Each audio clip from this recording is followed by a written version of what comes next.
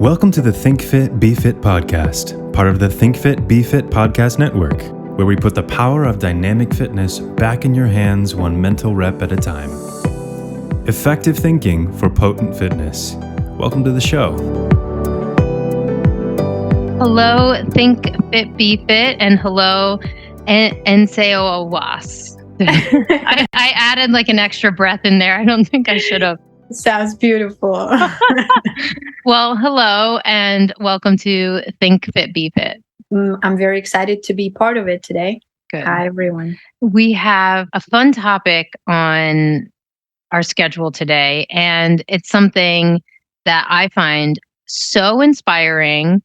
And I'm just really hopeful that like when after you're done listening to this, you can, as a listener, be interested and inspired by what's going on around you essentially, and how that can be a part of your self-care. So this whole season we have been focused on self-care, but from this place of it doesn't have to be punishment first and foremost, and secondly, can it be fun? And my hypothesis, and a lot of our guests are agreeing, that is when there is like joy and enjoyment in our self-care, it's probably going to work it's going to work so much better for us and be much more aligned. Today's guest is, I would say, very familiar with self-care. She's building a community. She helps people in an ancient medicine way, and in building community for people to enjoy in New York City. So I guess give us a little bit about you, and then I have a question regarding self-care and where we are in the calendar year, which is a few days away from the autumnal equinox. Yes. So my name is Dr. Enensaauas Rastrygina. So I came from Russia in 2005, and my self-care, wellness, health journey started just by being a very sick child. I had asthma, allergies, bronchitis, and a lot of times I would start something that I couldn't continue in terms of like dance classes or sports. And the assumption was I'm just very lazy and I'm just frail. So when I decided to take health in my own hands and started hiking and going out with friends and doing some breath work, that was the beginning of my journey. Then eventually I trained people for a little bit in the gym and realized it's not quite for me, that kind of environment. And this all led me to Chinese medicine, acupuncture. Initially, I tried it just for fun and exploration because it was always so exotic, the idea of being needled. And I have a lot of piercing, so I was new to something puncturing my body.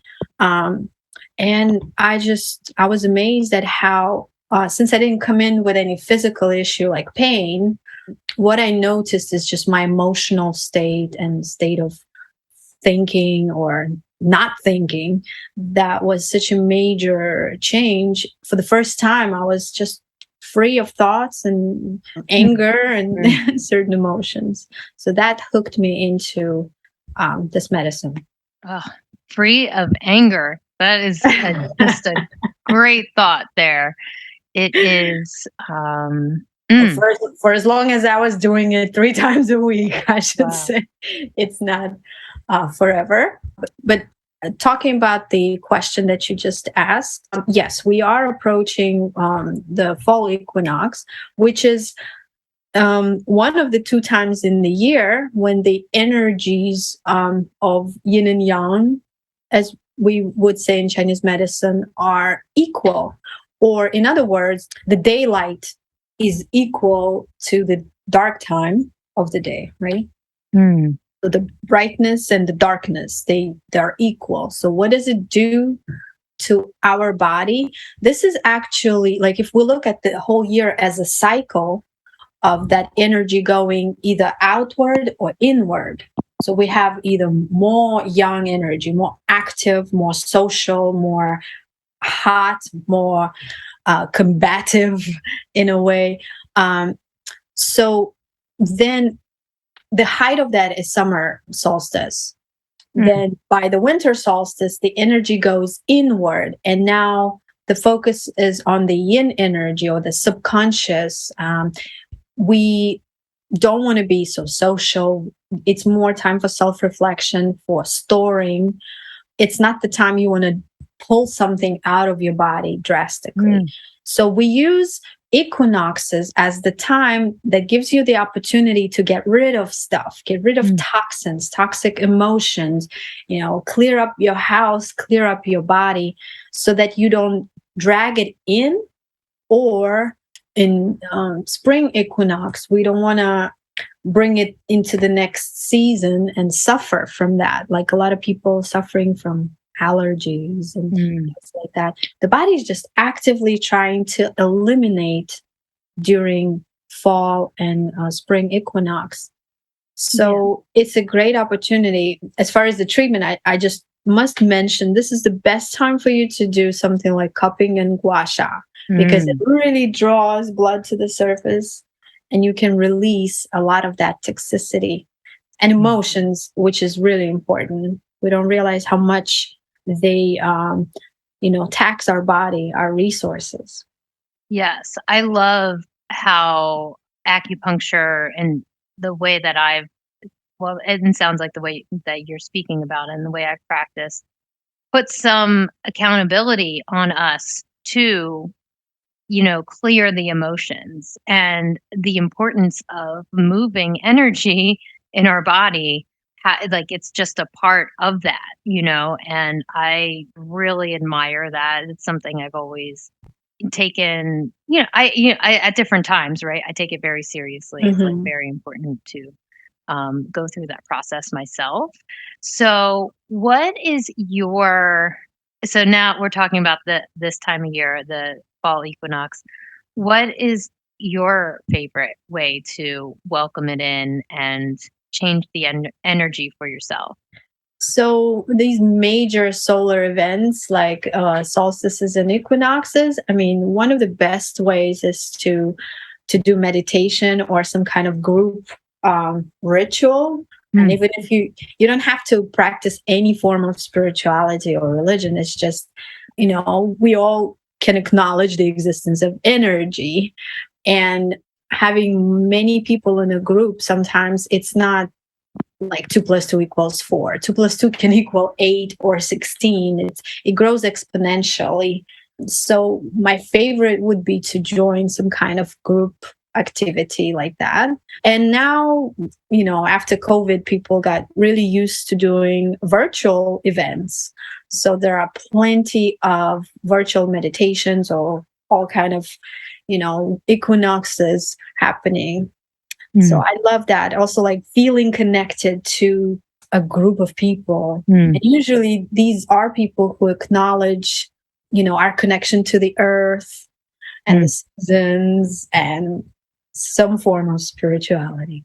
Well, I'm with you right here. I acknowledge this change in energy and change in season and how it can, play out inside my body and inside my, my interrelations with, my family, my clients, and all that. So I think I think what I'm gonna do, I do and this is kind of new, like a somatic yoga class.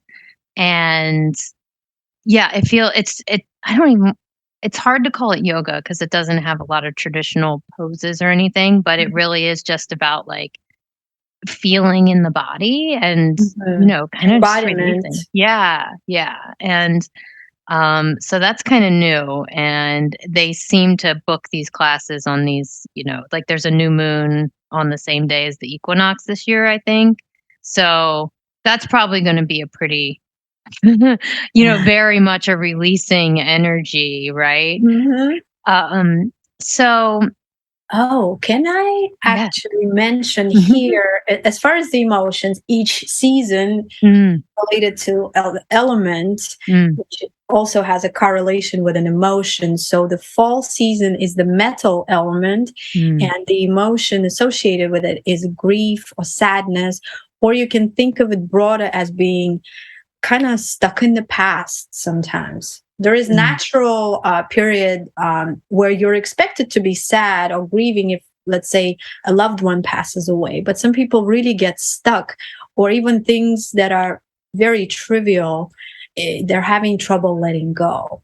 Mm. So, yeah, this is a great time to do something somatic, somatic emotional release with craniosacral, Mm. or a very releasing, cleansing form of acupuncture, or let yourself cry or scream from the top of the mountain. Whatever Oh, works. yeah. What was really interesting in our first call was that you described yourself as a holistic medicine tourist. Yes. And I got very excited about that. I was like, where's the ticket? Sign me up. What does that mean to you?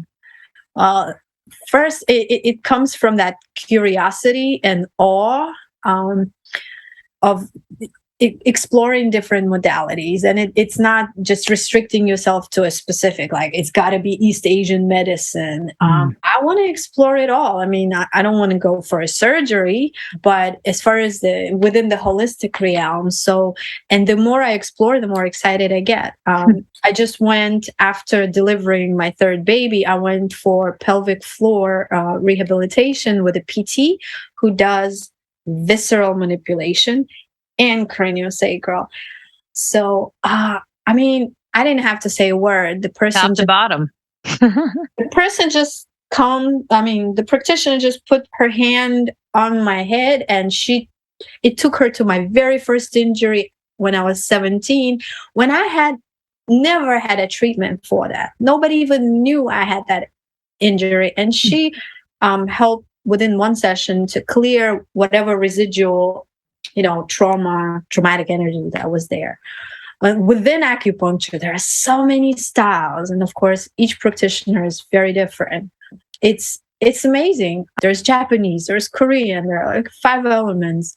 I really love esoteric acupuncture, and actually, Mm. that's the one that I would do during equinoxes or solstices, because it Mm. really brings you more in like aligns you more. All of your bodies become aligned, and you can get so much more out of reflection and meditation. Mm. Is Then, that what your space, your sanctuary, that's what it's named after? yeah, it's named esoteric because of that. Mm. And the man who brought esoteric acupuncture into this world, Dr. Mikio Sanki, he's one of the most amazing people I've ever met. And being in his energy, even for 8 days, changed my life. So Mm. this is kind of paying tribute to him. So we're Beautiful. talking about exploration. So yeah, often somebody would come to me, and I like being that general practitioner in the first point of contact, and then I'll be able to see, based on what they're presenting with, what modalities more likely would be not only effective but also enjoyable to them. Mm. And I will send them, and often it's not a physical modality too. Sometimes I would send to an Akashic Records reader, because I try to vet all really great practitioners and great people, so that you really we're supporting people who are really positive, and, not doing it just for money. They're doing it because it's their passion. Mm. So this way it's really exciting. Yeah. Typically somebody will come, and I'll say, go get a dietary and Chinese herbal consultation with Dr. Andrew Sturman, and then go for Akashic Records with this person. And then physically we have so many to choose from. And I'm not done exploring. Of course, there's so much more within Yes. each profession. Um, I totally, we're on a very similar page. I like to vet people for my own practice. mhm. I I have been a receiver of craniosacral work for probably about 5 years, 4 to 5 years. And it's amazing the wisdom in their hands. I don't know. And it is, actually, my craniosacral therapist is right next to my acupuncturist. So Mhm. I don't do the same. I don't do them on the same day, but Mhm. I am so glad that they are both there. And my acupuncturist, he just sent me a note because he knows that I come in on the season changes, Mhm. and I'll stay for about a month, and I do. And the last time I needed more assistance was when I was getting like a dental surgery, and I Mhm. felt like it was a good time to utilize his skills. But otherwise, I come in for the season changes. Mhm. And so he sent me a note about lungs and something about food. He definitely relies on the eating component and aligning with that. And anyways, I'm sure some of his patients don't resonate because it Mhm. feels so out of touch with our society, and how we like can pick up strawberries from the grocery store, and how we can and any time Yeah. of year, Yeah. and how we can have, himica and Mhm. different roots from all over the world at any time that we want. And Sure. it just doesn't resonate with people at all that we might want to change our food, Mhm. to change the way that the energy is moving through the body. And you know and how that could prevent disease. So anyways, so I'm just saying, we're in great company here with one another, and I Mhm. totally love that idea. I just read this incredible book that I recommend everyone reads. Mm, It's called Sand Talk by Tyson Yunkaporta. He's an Aboriginal man from Australia, and mm, he really does an amazing job explaining. And he's a professor, and mm. his possession of the English language is something I can only dream of. So he really explains the merits of eating foods in season, and how, for example, fat from salmon that's Mm, caught in a specific season can save you. Even gives examples of life-saving situations where people had cancer and survived eating that kind of salmon. And if you fish for it any other time, it actually can be even harmful to you. So there is so much wisdom in eating food that is seasonal and hopefully also local. mhm, It's been proven by Western science as well. For example, honey that's local to you can help you get rid of allergies, or at least mhm, make them milder.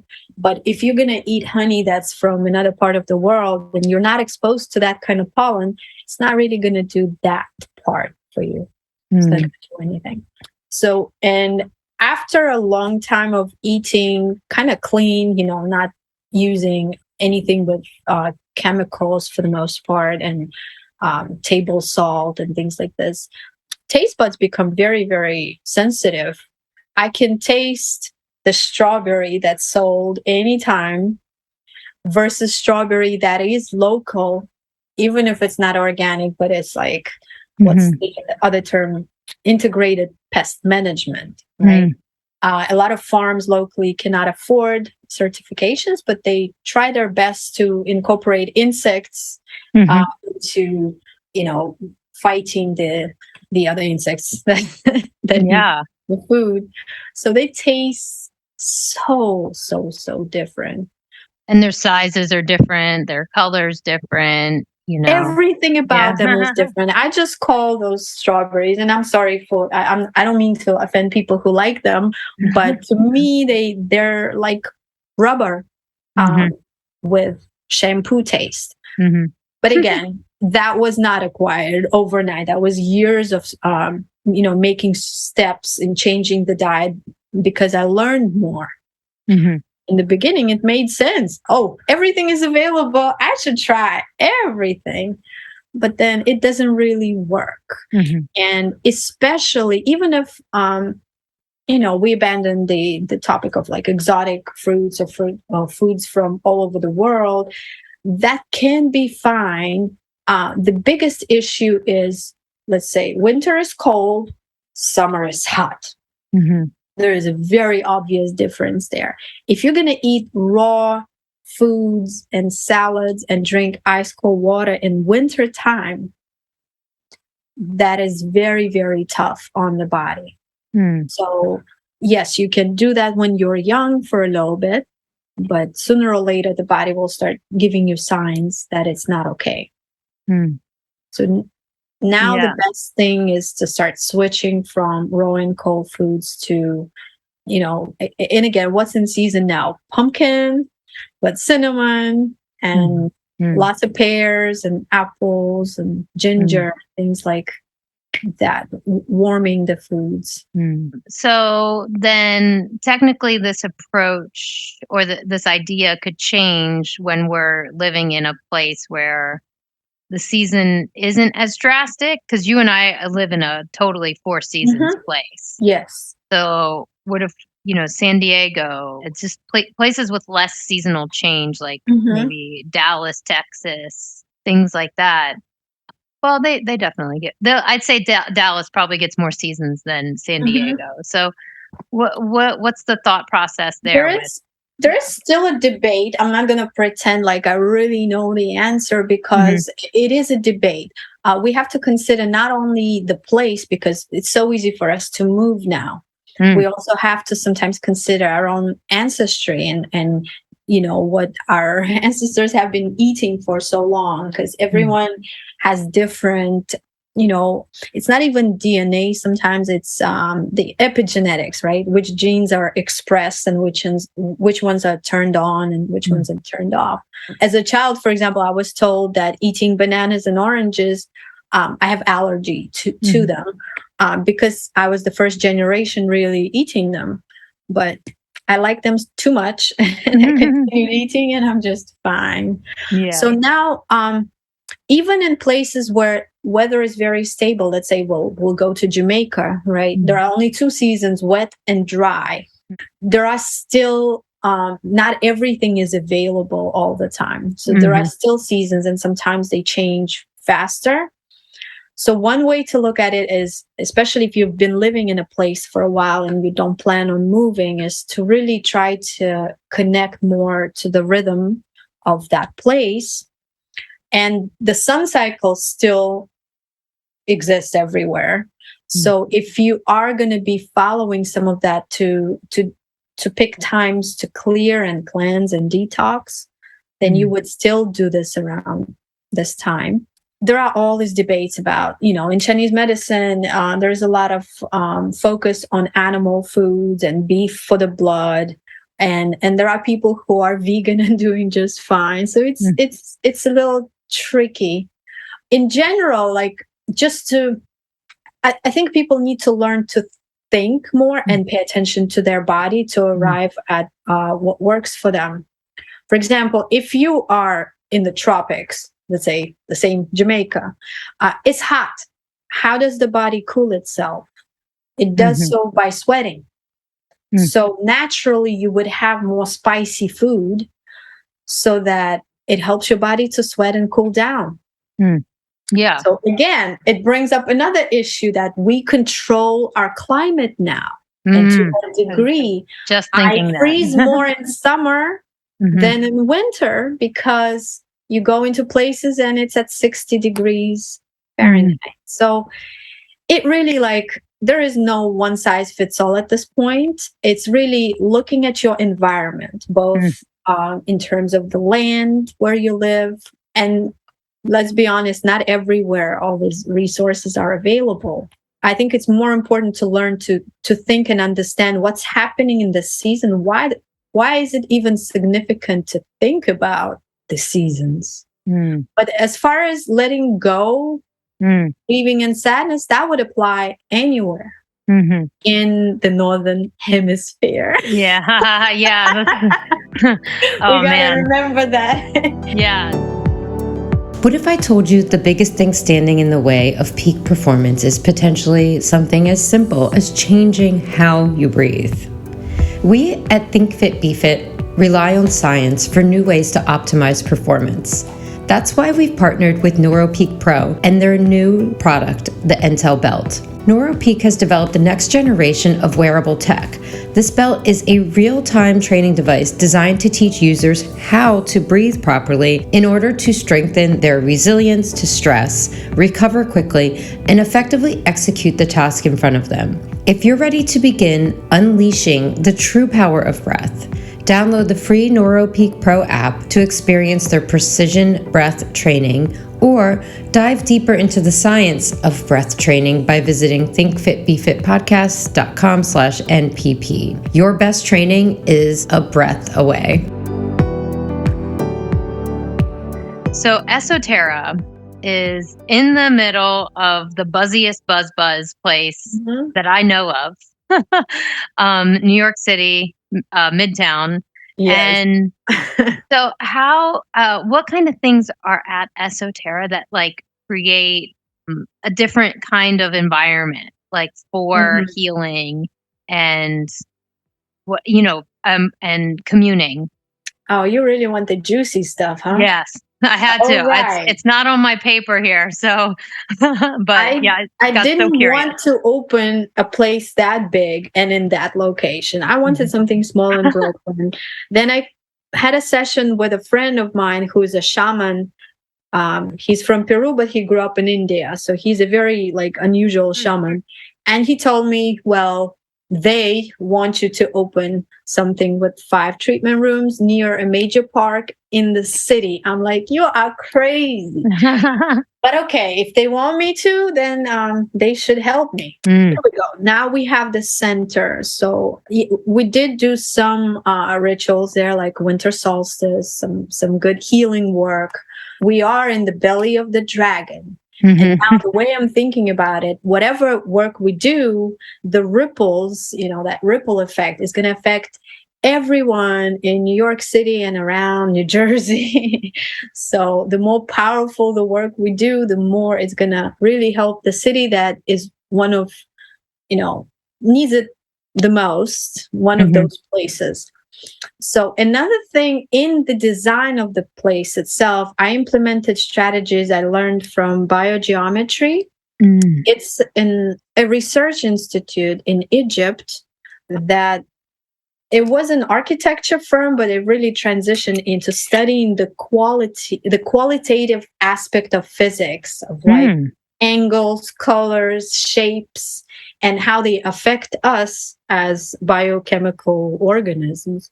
So they are truly amazing. And I found them by researching into how I can protect myself from EMF, electromagnetic frequency radiation. So I found them and I'm really happy I did. So we have a cube from them that protects you from that radiation. So when you walk in, that's part of what you feel. Another part is the colors that I picked to paint the walls also has a specific frequency that's already healing. So there were basically elements in the design to make it more safe and healing in itself. And then other practitioners also contributed. I have a friend who studies vortex healing. I just started with them too, but it's a very long journey. So he put in some energetic structures in the place. I know that all sounds really cuckoo to many people, but hey, just come and see how you feel. So far, everybody of various, sensitivities to energy, everybody kind of says the same thing. And how getting into the office, the streets, it's Diamond District. There's a lot of tension, a lot of people not happy, smoking. So you really feel the contrast coming. Beautiful. Yes. I can't wait to have a visit. Back to the seasons, like when you mentioned, we were talking about the, more stable versus places like New York and Virginia, where there's definitely 4 seasons. And it, and you said like, why does it matter? And for me, like, and I just wanted to kind of touch on it for myself, really. If, and healing for me has come in the form of like honoring like different transitions in my life. Mm-hmm. And like, and Yeah. when we, and I think about that on the micro level and like the bigger calendar macro level. Mm-hmm. And I've just got, for me personally on my spiritual journey, have just gained a lot from these like small insights about the ground and the environment that I'm in. And, being able to just stay present with those things. So, yeah, and and it's just come in so many different forms. And each time I engage with something towards the ancient side, I Mm-hmm. get more insight, right? And then, but Yes. it's also parallel to, you know, other ancient practices, and it just Absolutely. is so rich. It's so amazing. They were all pretty much trying to do the same thing, and the differences do come from the land and the climate and the way people ended up looking differently is all because of the land and different locations. Like you need, if the place is humid, you do need different nose and different hair just to acclimate to that environment. So a lot of times, like, just really connecting to the land not only makes you more appreciative and grateful, and you know what that does to your body, that alone changes everything. But yeah, it's also acknowledging that we are part of one and this is our home. Yes, you can dream about living on Mars or get into virtual reality. Go ahead, as long as somebody's feeding you, right? Once you don't have the land that can produce anything anymore, you cannot do that. So, Yeah. we We really need have dirt. to take care. Yes. Some people call it that, and there is a difference between dirt and soil, I learned. Oh, okay. The land that is dead is dirt. Oh, okay. We need soil. And we need to enrich it and bring the nutrients and organisms back, and then we can revitalize the land. I hope that can happen, because there's just some points where I'm like, can that happen? Like we know it's like there's a lot of regenerating power, and There is. I have a lot of faith in it. So, oh man.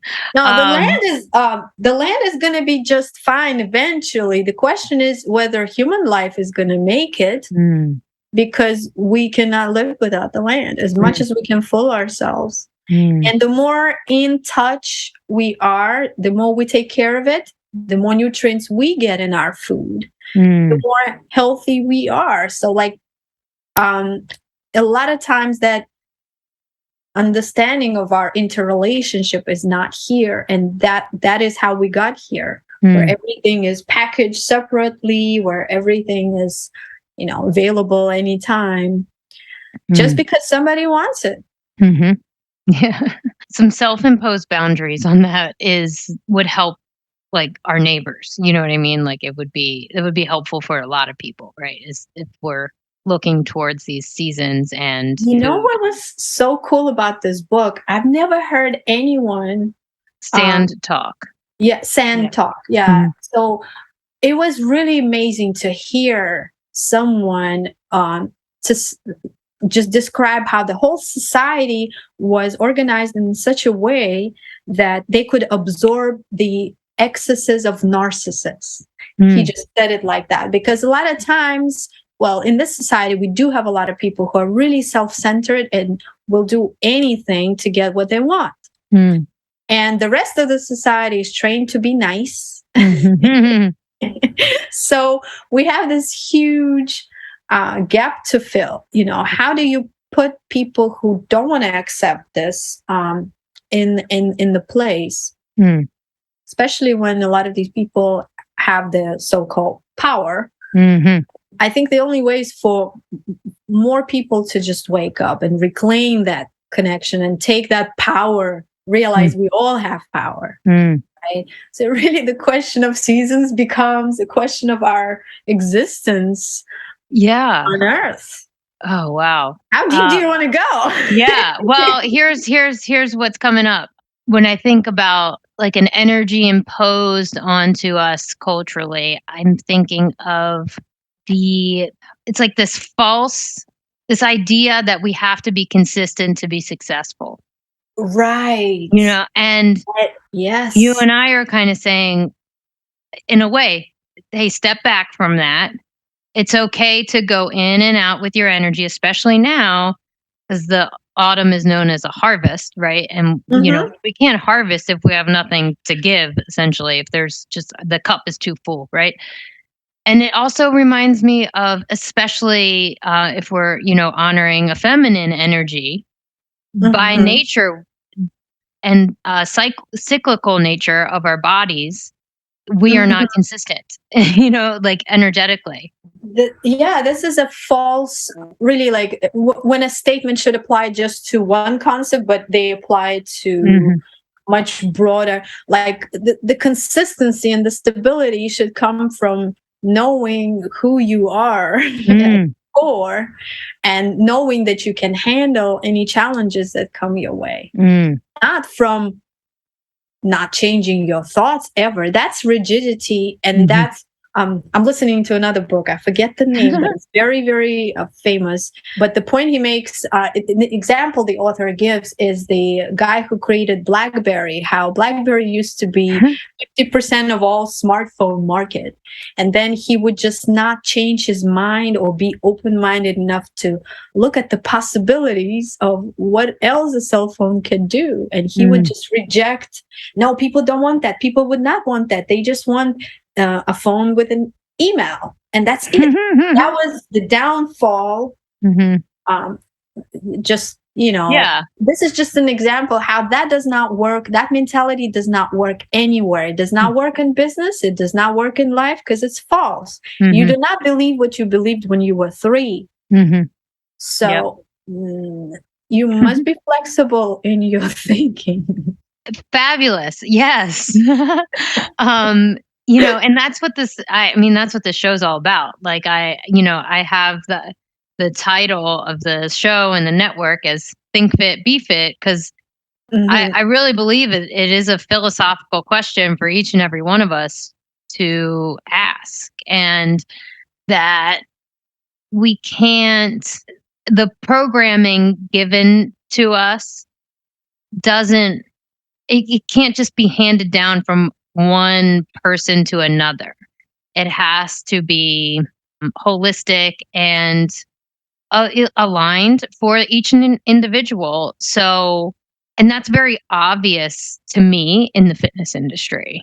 Mhm. There's a lot of cookie cutter approaches to exercise, and the ironic part of all of it is, essentially, if you do any type of exercise consistently for a month, you're going to get a change.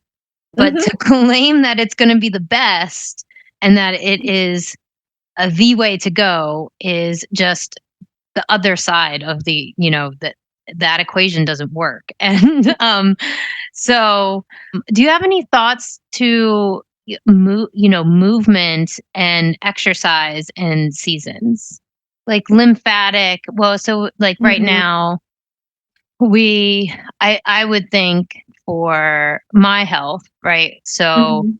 I'm thinking, the fall's approaching, so I got my Mhm. acupuncture lined up. So we're going to talk about mucus and, Mhm. I think the lungs are Yes. the organ Yes. of the season. And, Mhm. with that, we're, mentioned before, lymphatic system, Yes. and we want to get Yes. that going, which is a really easy thing to do with exercise, right?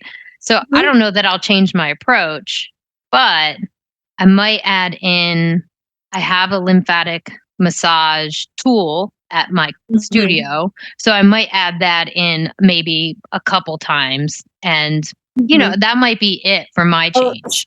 so for you, for someone who's not like who knows 5 element qigong, which Hmm.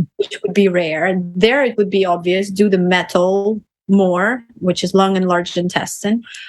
One way is lungs is obviously breath work, maybe focusing more on exercises that help diaphragm. The whole yoga was really to help you release the lungs as much as possible with all these asanas and stretching, so you could breathe deeper and utilize your lungs more, right? Yeah. So another one would be whatever you're doing. Let's say you're doing a plank, be able to hold that plank and deepen your breath. So your focus switches from the posture. You already got it. So do simpler ones, but with more focus on the breath and stretching also, because that's also about letting go. And, when I train, I like to, at the end, almost like as a, thank you for the session, or thank myself for exercising, do this little visualization when you inhale fresh energy or fresh water, and then exhale all that tensions and toxic emotions, whatever shouldn't be there in those tissues. But if somebody does do Qigong or wants to learn Qigong, 5 element is great because you can separate with the seasons, increase the one you would do now and also for the next season, because we want to prepare in this season for the next one, which would be winter. And then we always want to tonify kidneys anyway, because everyone's kidneys are weak right now. Because if I just tell you what weakens them: alcohol, caffeine, stress, lack of sleep, relationship problems, stuff like that. The sound for the lung purification is S.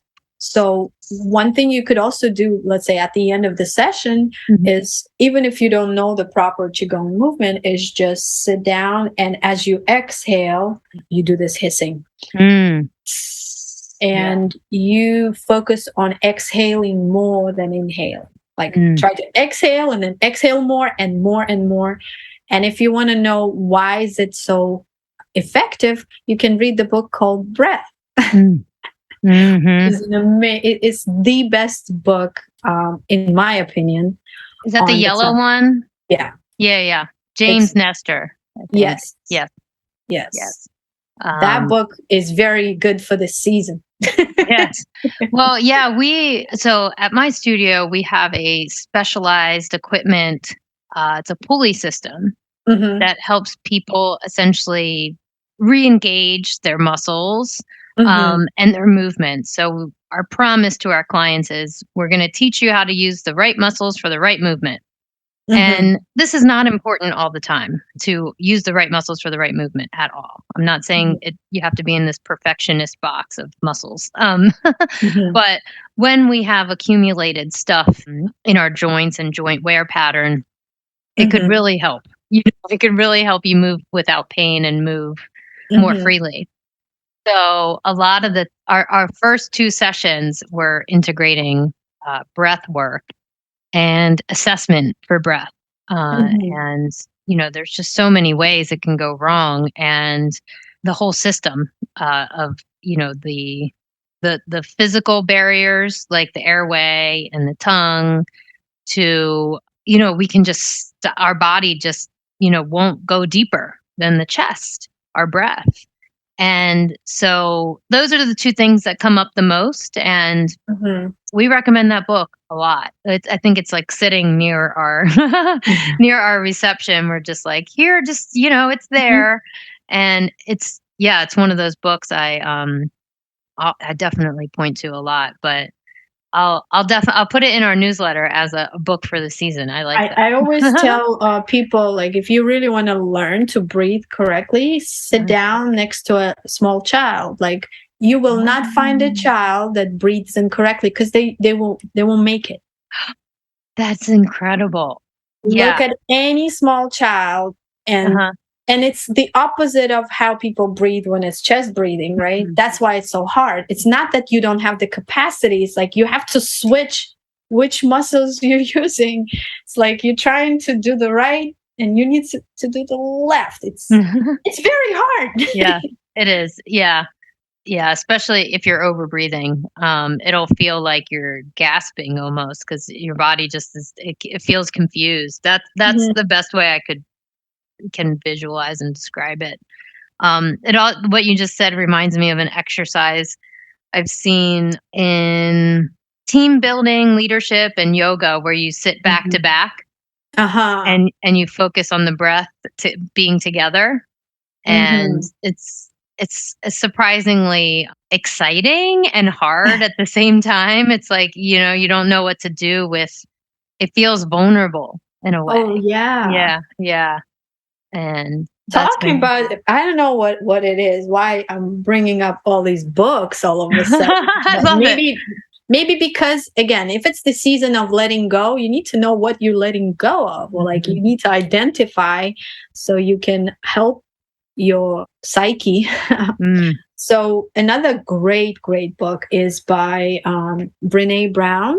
It's mhm, her newest book, I believe, called The Atlas of the Heart. So mm, this way you'll be able to really identify, because if your vocabulary is just I'm happy, I'm angry, I'm sad, and I'm fine, mhm, it's mhm. hard to identify what is really happening in your body. Yeah, well, and that brings up like honestly one of the most like respectable things I think there is in traditional Chinese medicine is like so in English we have like one word for sore throat. Mhm. And I think I want to say in Chinese medicine there's like six or seven different identification of Well, it's throat, the patterns, yeah, or it's like differentiating. The sore throat is the same sore throat, but then we differentiate what kind or what causes it. But in I know what you're trying to say. Like in English here, the idea of what causes it is always a virus Yeah. or bacteria. It doesn't matter. It's all one, right? So it's always like, yeah, there is no further thinking. Is it hot or cold? Is it because if you do think further, like, how did I get it? Oh, I was sleeping up next to an AC, or, I was in the subway and the AC was just blowing on my neck. Then the almost most obvious thing to do would be put a hot water bottle there, Mm. or like drink some, peppermint tea or something that will make you sweat, and put up some blankets, and maybe you don't even need any herbs or anything, but it's nice to have ginger and turmeric, even if Mm. and some yin chow san in your apothecary, or Mhm. um a few tinctures and herbs is great to have, and also homeopathics. Mm. They work amazing. So, but for the most part, a lot of times, like that saying, "Food is thy medicine." It Mm. is. Mm. How you eat, what you eat and drink, most of the times would be more than enough.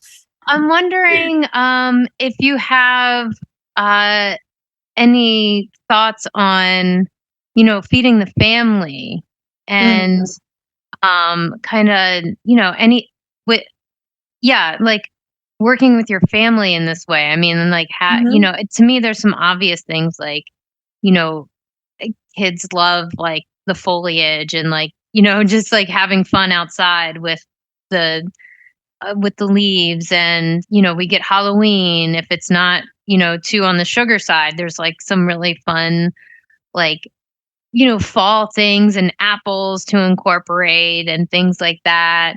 So I'm just wondering if you have any advice for families and seasonal eating and self-care and family care for the seasons. No, absolutely. This can be a whole fun family venture, really. Mm, Like, I have 3 kids, and it wasn't easy in the beginning to get them to eat certain things like vegetables, and sometimes I would have to be creative. For example, my little one doesn't want to have greens right now. He's in mm. that stage, so it's a lot of pesto. Mhm. It's a lot of pesto, so he ends up eating greens.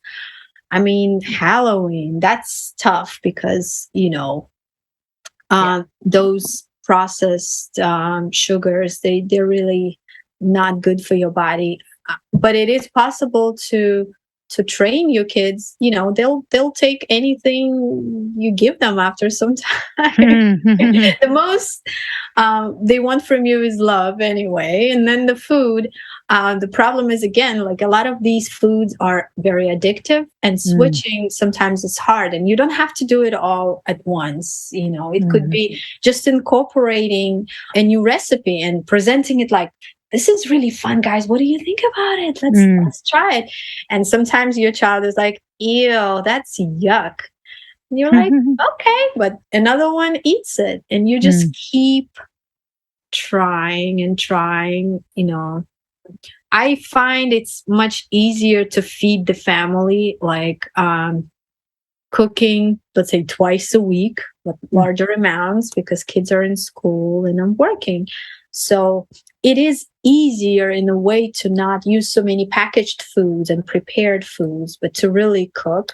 Not only it's more economical, it is easier. The problem in the beginning is that, like, again, I don't know how to cook. I don't know how long is it going to take. This is really hard. And then you may ask your kids, if they're older, to help you. Like, do you want to peel this? Let's make this fun. It can be fun for them. Kids, again, they just want your love. And if you make it where it's not just you cooking for them, but you're doing it together, and maybe even friends are over, and you just, so what if it takes you a couple of years? It doesn't have to be really fast. But kids will follow you eventually once they're no longer addicted to certain things that are just, example again, sugar is 4 times more addictive than cocaine. I mean, when you look at drug addicts, a lot of times people are very judgmental. Now, what about you? How much sugar are you consuming? Corn syrup and this and that. So for kids, it's super addictive, but it's also very important to get off this. Yeah. One time I went to see a man who was 112 at the time. I skipped the class to see this man. His name was Bernardo Lapalo. So he still has some videos on YouTube. You can see him like cooking at 110 when he was 110. And he was talking about how the dessert for his grandkids and his kids, when he was making it, would be a salad with cabbage and apples and some honey and some berries. That's what they knew as candy. Yeah. So we as parents, as the ones, like, it's okay once you don't know, but once you know, it is in your hands to change that. Yes. I love, thank you. And there's even more to get into this with the seasonal food and cooking. I mean, we could talk about methods of cooking and what that means, and sweating and cooling and all those things. But I have 2 more questions and then we'll sign off. So, okay, the first one is, I'm getting ready to travel, and I'm going to be in a completely different place and climate. Is there a good way? Do you have any go-tos for your patients or yourself to acclimate instead of just throwing myself? I mean, traveling feels so different for me now in general. Actually, Gregory and I just came back from Denver for one of our courses. And it just doesn't feel good to change that fast. So you got anything for me? Sure. Well, as far as the diet, one of the things, like, one of my teachers said, Dr. Mikio Sanki, is like, what would happen to you if you skipped a meal? Sometimes if you're traveling, let's say on the plane, they're serving maybe not the freshest, maybe it's not typically what you eat. It's okay to skip a meal. You can just have water, and it's not a big deal. Or I always travel with some nuts, because they're high calorie and oil, and they can satisfy you for a little bit. Some apple and nuts. When you're in a new place, just starting a little bit slower. Like you don't have to have something you've never had, a huge portion of that. Just try a little bit. Take some, again, homeopathics are great to travel with because they're very small, and you can take the ones for food poisoning, nausea, and things like that. For jet lag, there is a nice way to acclimate to a new place with crystals. If you have 5 crystals, 2 clear quartz, and 3 hematites, and they can be rather small, they don't have to be big. So you put 1 hematite at the top of your head, 2 at the bottom of your feet, and you take the clear quartz in your hands, in the palm chakra, if you will, and just lay down and do some breathing. So they reset your, biorhythms. Yeah. Okay. Or you can, if you know the points, let's say you don't have the crystals, I'm pretty sure you could also do the same with acupressure. It's do 20, the top of the head, the crown chakra. You can press it for 2 minutes. Then this point, heart 8, but just like the middle of the palm on both sides, and kidney 1, which is a point right here. Oh. So at the ball of the foot, right below the ball of the foot. Yeah. So these 5 points tend to like reset your energy system. I think a good way to kind of wrap this up is, we turned out to have this conversation really on longevity in a way. And I think now the worst case scenario would be like, we're completely in a dull like the worst case scenario, a dull rhythm of eating the same things, looking at the same indoor lights, kept at the same temperature. As my partner Yusuf says, we're not chickens. and I think it's a reference to like a coop, and like protecting, the coop from all the changes of the environment. So a book I recently read, it was called The Comfort Crisis. And oh man, it's some tough love. And let me tell you, The Comfort Crisis, the hypothesis, one of his main points is really like comfort will kill us, basically. Yeah. Oh, absolutely. And he's just not nice about it at all. So he wants people out there hunting and making their own jerky and homesteading and foraging, and it was a good perspective, and I kind of enjoyed it. I in a way that like you're laughing, like I got some laughs out of it. I was like, oh man, this is this is going to piss a lot of people off. But I enjoyed it for that reason too. Very contrarian. And so anyways, is there anything else you'd like to add to that before we sign off? I guess, yeah, we went back to, there is no answer. Like if people are looking for, give me a recipe, tell me how to live my life. And there is no such thing. You cannot avoid critical thinking, learning more about yourself, nature, and other people through yourself, actually. So really, yeah, it's, there's only really one way to become truly happy and free is, by not avoiding facing your blind spots, and the journey is always from within you. There is no other way. No one can fix you. No one can tell you how to live. But Earth is our nature, and for us, we also have to know our home and honor it. And that way of life truly makes you appreciate life itself more, yourself and others. AKA happiness. Beautiful. Well, thank you so much for sharing your wisdom and your light and your energy and your experience. I really enjoyed this, and me too. Thank you for inviting. Yeah, it's such a gift to be able to share this type of enthusiasm, with the airwaves, and it's just going to be out there. And Yeah, and what's really cool about podcasting, not many people know this, but it's totally anonymous. Mm. Twitter's not all that, all the things, they're not anonymous. And then you have this like data signature. Mm-hmm. And then there's like, we could talk about all the implications there could be for like what AI could bring to our energy, and like being like weirdly connected.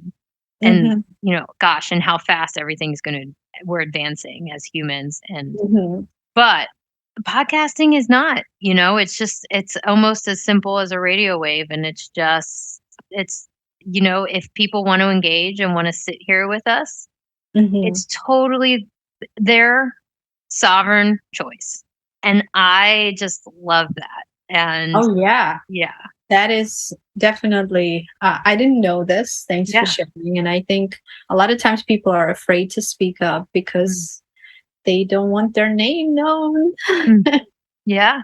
Yeah. Oh, for sure. And it's just a really, you don't have to sign up for anything to enjoy like all the stuff that we just shared. And that, like, to me is just, you didn't have to give up anything. And every time you go on to Instagram, every time you go on to Facebook, you're giving up some of, your digital identity and your currency in a way. And it's, I don't know. So cheers to that. Cheers to being on the podcast. And I'm just so excited to share this with everyone. Yay. Thank you. Oh, and where can people find you online, speaking of? They can go to esoterra.com, which is spelled ESOTERRA.com, and find the link to Esoteric Acupuncture, which is my practice. Thank you so much for listening and being a part of the Think Fit, Be Fit podcast network. Don't forget to subscribe and share this podcast with your friends and family. If you're interested in further resources, check out or visit our website, thinkfitbefitpodcast.com.